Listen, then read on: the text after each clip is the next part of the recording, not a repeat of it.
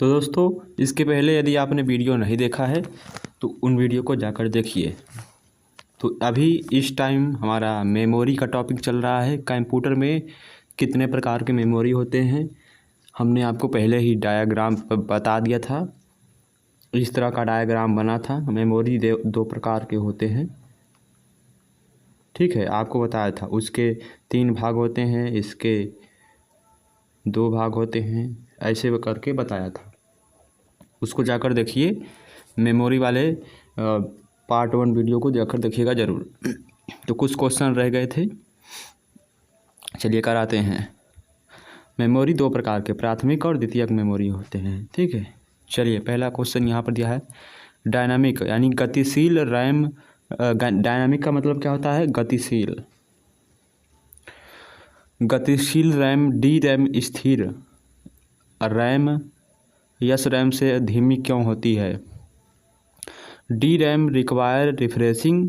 D RAM को refresh की ज़रूरत नहीं होती है, इसलिए धीमी होती है। रैम वोलाटाइल या अस्थायी मेमोरी है, क्यों? रैम वोलाटाइल मेमोरी या अस्थायी मेमोरी क्यों है? क्योंकि इसमें डाटा बनाए रखने के लिए लगातार पावर सप्लाई की ज़रूरत होती है, इसीलिए। निम्नलिखित में से किस मेमोरी को प्रति सेकंड कई मंदों को नवीनीकृत करना चाहिए? डायनामिक रैम को। डी ऑप्शन यहाँ पर सही है। तो यहाँ पर देखिए दिया गया है क्या? रैम भंडारण क्षमता के आधार पर कई प्रकार के उपलब्ध होते हैं, जैसे 512 GB, 1 GB, 2 GB इत्यादि के आधार पर, यानी 2 प्रकार की होती हैं, स्टैटिक रैम और डायनामिक रैम होती हैं। आगे बढ़ते हैं हम नेक्स्ट क्वेश्चन में। एक ऐसे प्रकार का कंप्यूटर डाटा स्टोरेज जो सिस्टम की सामान्य गति को बढ़ाने के लिए अक्सर इस्तेमाल किए जाने वाले प्रोग्राम निर्देशों को स्टोर करता है, उसे हम क्या कहते हैं? रैंडम एक्सेस मेमोरी यानी रैम कहते हैं। जब पावर ऑफ कर दी जाती है तो यह मेमोरी अपने डाटा या कंटेंट को खो देती है, इसे हम क्या कहते हैं? इसे हम अस्थायी मेमोरी कहते हैं। चलिए आगे बढ़ते हैं। नेक्स्ट क्वेश्चन में दिया गया है, निम्नलिखित में से किसको कंप्यूटर की मुख्य स्मृति कहा जाता है? निम्नलिखित में से किसको कंप्यूटर की मुख्य स्मृति कहा जाता है? रैम को रैंडम एक्सेस मेमोरी को कहा जाता है। यह इंटीग्रेटेड यानी आईसी की बनी होती है, इंटीग्रेटेड सर्किट की बनी होती है। जब आप पीसी पर किसी डॉक्यूमेंट पर कार्य करते हैं तो डॉक्यूमेंट अस्थायी रूप से कहाँ पर स्टोर होती है? रैम में स्टोर होती है। कहाँ पर? रैम में। ऑप्शन नंबर ए इसका सही आंसर है।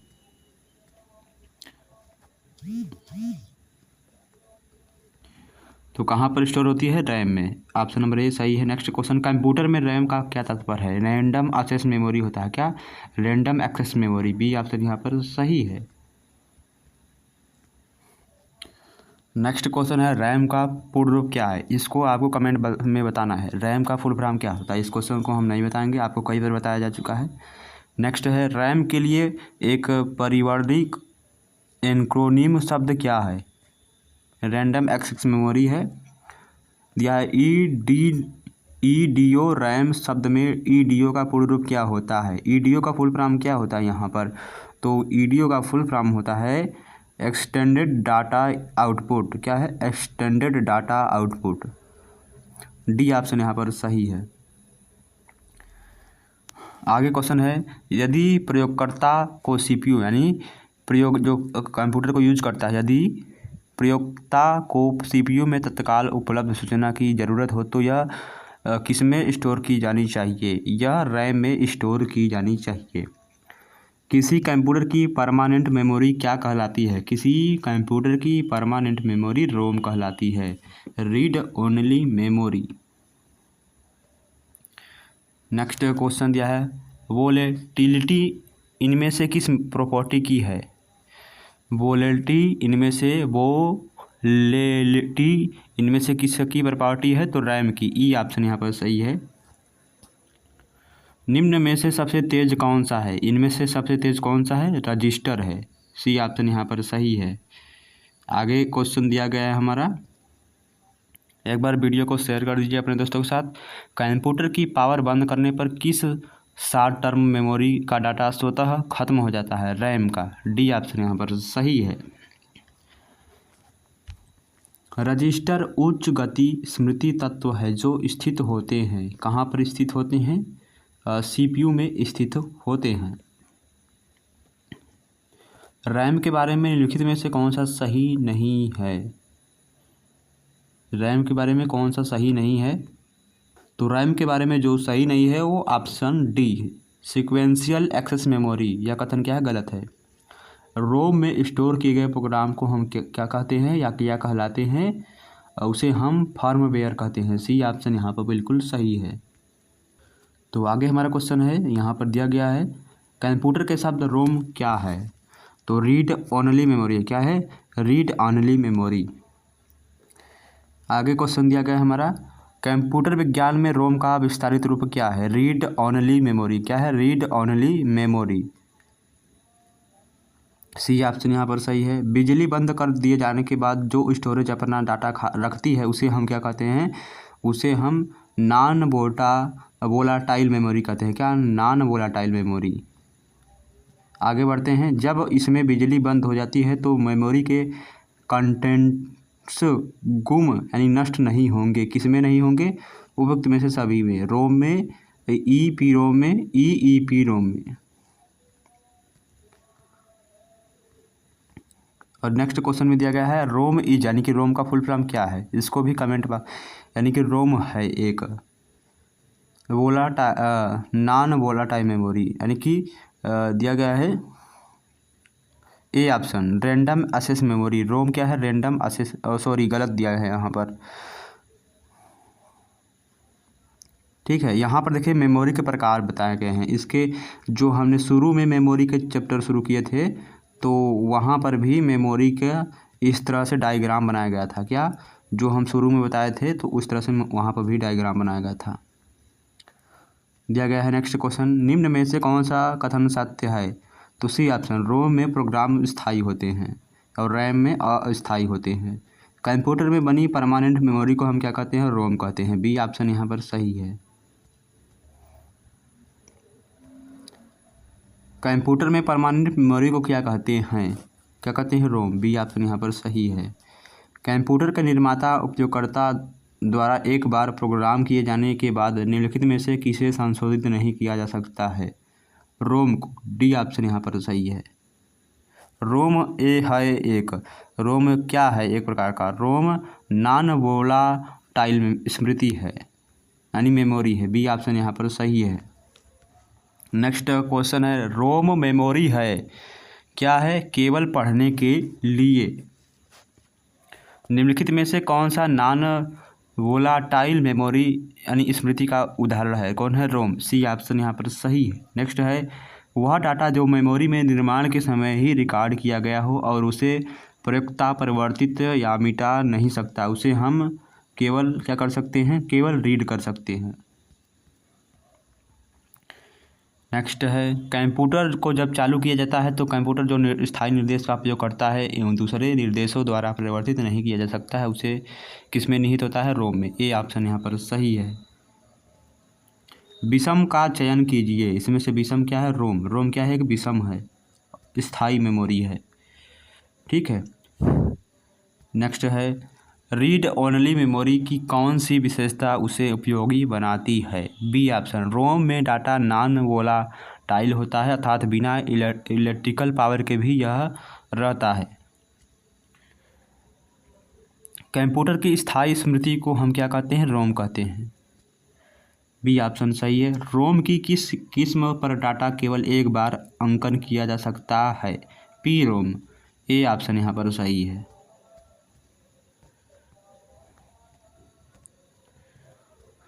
चलिए आगे बढ़ते हैं नेक्स्ट क्वेश्चन की तरफ। कंप्यूटर की इनबिल्ट मेमोरी है। कौन है? इनबिल्ट मेमोरी रोम है। ए ऑप्शन यहाँ पर सही है। निर्माण प्रक्रिया में इनमें से किस मेमोरी चिप को प्रोग्राम किया जाता है? बी ऑप्शन, रोम को प्रोग्राम किया जाता है। निम्नलिखित में से पी रोम के बारे में कौन सा कथन सही नहीं है? तो पी रोम के बारे में जो कथन सही नहीं है वो ऑप्शन नंबर डी है, सीक्वेंशियल एक्सेस मेमोरी। और यहाँ पर पूछा है EEPROM का फुल फॉर्म क्या होता है? तो EEPROM का फुल फॉर्म क्या होता है? Erasable programmable read only memory होता है। तो ऑप्शन नंबर ए यहाँ पर सही है। यह परिवर्ती डाटा को स्टोर करने के लिए इनमें से किस मेमोरी का उपयोग किया जाता है? EPROM का उपयोग किया जाता है। आगे क्वेश्चन, EPROM का अर्थ क्या होता है? तो इरेजिबल यह है programmable read only memory. A option यहाँ पर सही है। EPROM और EPROM दोनों होते हैं, क्या होते हैं? B option random access memory होते हैं, यानी कि रैंडम एक्सेस मेमोरी होते हैं। EPROM का पूरा नाम क्या है? तो यहाँ पर इसका उत्तर आप कमेंट बॉक्स में बताएंगे। EPROM के बारे में निम्नलिखित में से क्या सही नहीं है? डी ऑप्शन सिक्वेंशियल यानी क्रमानुसार मेमोरी। नेक्स्ट है, निम्न में से किसे यूवी रोशनी में रखकर मिटाया जा सकता है? यूवी रोशनी में रखकर मिटाया जा सकता है किसे? सी को, EPROM को। वैध श्रेणी नहीं, इनमें से कौन वैध श्रेणी नहीं है? डी ऑप्शन EPROM यह क्या है? एक वैध श्रेणी नहीं है। निम्नलिखित में से EPROM के बारे में कौन सा कथन सही नहीं है? तो ऑप्शन नंबर डी सिक्वेंशियल क्रमानुसार मेमोरी। आगे बढ़ते हैं इसी तरह, एक प्रकार की फ्लैश मेमोरी कहलाता है? सी ऑप्शन यहाँ पर EPROM एक प्रकार की फ्लैश मेमोरी कहलाती है। निम्नलिखित में से कौन से कंप्यूटर चिप्स के मुख्य प्रकार हैं? ए एंड बी दोनों, यानी primary memory chip, micro processor chip. गति भेद को समायोजित करने के लिए प्रयुक्त बफर को हम क्या कहते हैं? प्रयुक्त बफर को हम कैश कहते हैं, कैश मेमोरी। EPROM का अर्थ क्या होता है? रोम का मतलब क्या होता है? Electrically erasable programmable read only memory. तो ऑप्शन नंबर ए बिल्कुल सही है। यहाँ पर देखिए क्वेश्चन का डिफिनेशन भी दिया गया है, देखिए ये वाला भी और ये वाला भी। एक रिक्त EPROM में होते हैं, एक रिक्त EPROM में क्या होते हैं? तर्कसंगत एक के प्रति निर्देशिक सभी बिट होते हैं। इनमें से कौन संदर्भ के क्षेत्र में सिद्धांत के कार्य करता है? इनमें से कौन संदर्भ क्षेत्र के सिद्धांत पर कार्य करता है? सी ऑप्शन कैश मेमोरी कार्य करता है। दिया है कैश मेमोरी किस प्रकार सिद्धांत पर कार्य करता है? कैश मेमोरी दिया है लोकेलिटी ऑफ रेफरेंस के सिद्धांत पर कार्य करता है। चलिए आगे बढ़ते हैं नेक्स्ट क्वेश्चन में। आगे हमारा क्वेश्चन है दोस्तों, कौन सी मेमोरी सबसे छोटी सबसे तेज होती है और लोकेलिटी ऑफ रेफरेंस के सिद्धांत पर कार्य करती है? Cache memory. निम्नलिखित तथ्यों में से कौन सा तथ्य कैश मेमोरी के बारे में सही नहीं है? डी ऑप्शन यह एक क्रमानुसार मेमोरी है। कथन क्या है? गलत है। कैश स्मृति का उपयोग निम्नलिखित में से निम्नलिखित के बीच डाटा अंतरित करने के लिए किया जाता है। नहीं कि इसका उपयोग किसके लिए किया जाता है? डी ऑप्शन मुख्य स्मृति और प्रोसेसर के लिए किया जाता है। नेक्स्ट है, निम्न में से कौन सी मेमोरी का सबसे अच्छा यानी सबसे कम एक्सेस समय है? कौन है? कैश मेमोरी, यानी सबसे कम समय लेता है। यहाँ पर देखिए दिया गया है, इसको आप एक बार ज़रूर पढ़िएगा, डब्बे में जो बना दिया गया है। ठीक है, आगे बढ़ते हैं हम। यदि आप इस वीडियो को देख लेते हैं तो आप जितने भी कंप्यूटर के एग्ज़ाम देंगे उसमें कुछ क्वेश्चन मिलते जुलते आएंगे इस वीडियो से, और ट्रिपल-सी के लिए तो बहुत ही महत्वपूर्ण है, जड़ी बूटी के समान है। कैश मेमोरी तार्किक रूप से यानी अवस्थित होती है, किस में होती है? CPU रजिस्टर या मुख्य मेमोरी में अवस्थित के मध्य होती है। निम्नलिखित में से कौन सी वोलाटाइल मेमोरी है? कौन सी वोलाटाइल मेमोरी है? इनमें से कौन वोलाटाइल मेमोरी है? तो option number A cache memory. Next है, सबसे तेज मेमोरी कौन सी होती है? रजिस्टर। ऑप्शन नंबर ए बिल्कुल सही है। निम्नलिखित में से कौन सी मेमोरी सबसे कम एक्सेस समय लेती है? Cache memory. ए ऑप्शन यहाँ पर सही है। यहाँ पर दिया गया है, निम्नलिखित में से किस मेमोरी का एक्सेस गति अधिक है? कैश मेमोरी की। मेमोरी और सीपीयू के बीच कौन स्थायी रूप से हाई स्पीड होल्डिंग एरिया का कार्य करता है? Cache memory. डी ऑप्शन यहाँ पर सही है।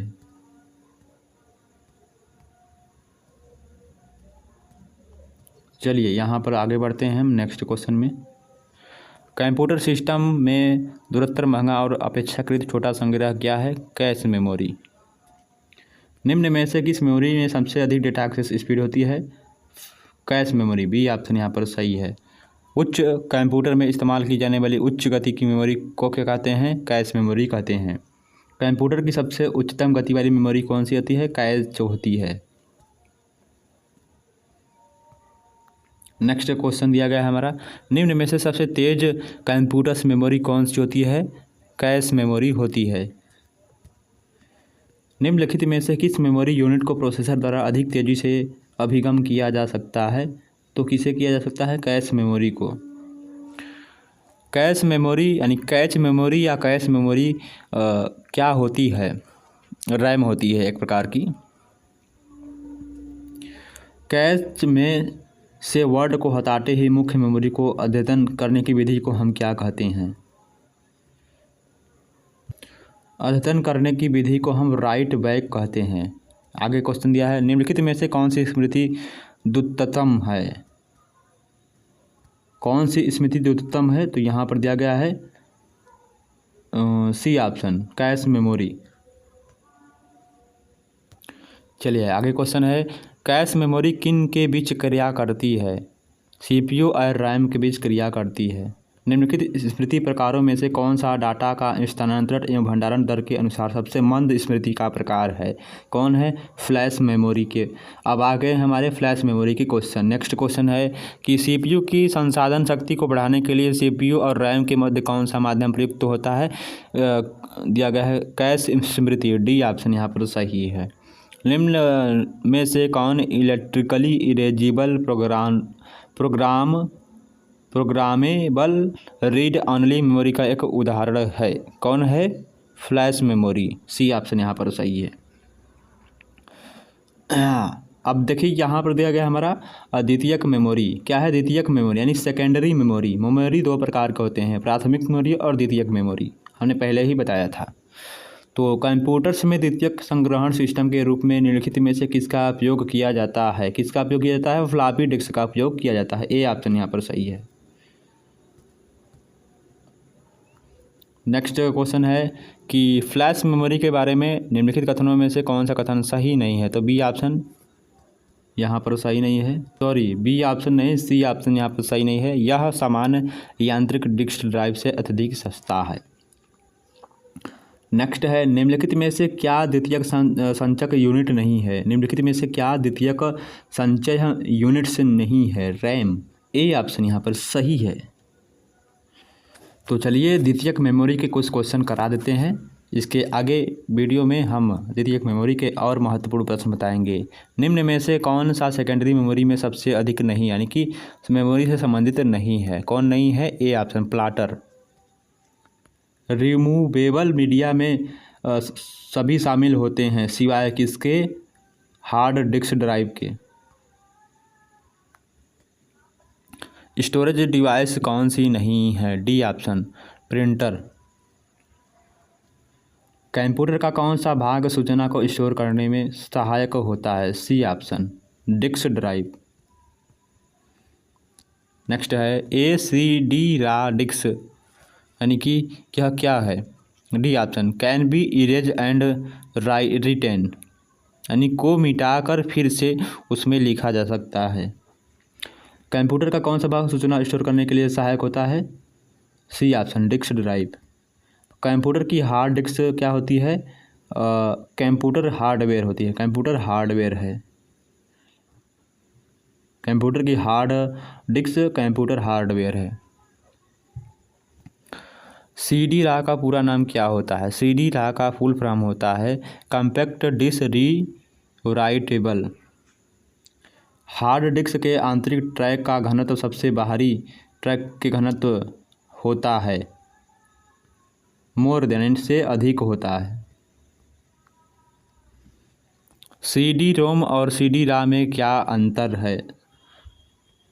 सी डी रोम और सी डी राम में क्या अंतर है? तो सी डी राम में राइट किया जा सकता है, लेकिन सी डी रोम में केवल रीड किया जा सकता है। तो आज के लिए इतना काफ़ी। चलिए नेक्स्ट वीडियो में मिलते हैं। धन्यवाद। तो नेक्स्ट वीडियो में आपको सेकेंडरी मेमोरी यानी द्वितीयक मेमोरी से महत्वपूर्ण और प्रश्न बताए जाएंगे। इसमें आपको प्राथमिक मेमोरी से रिलेटेड महत्वपूर्ण प्रश्न थे और द्वितीयक मेमोरी से महत्वपूर्ण प्रश्न थे। द्वितीयक मेमोरी से महत्वपूर्ण प्रश्न अगले वीडियो में मिलते हैं। तो वीडियो को पूरा देखिए, आपके कंप्यूटर वाले एग्ज़ाम के लिए बहुत महत्वपूर्ण है।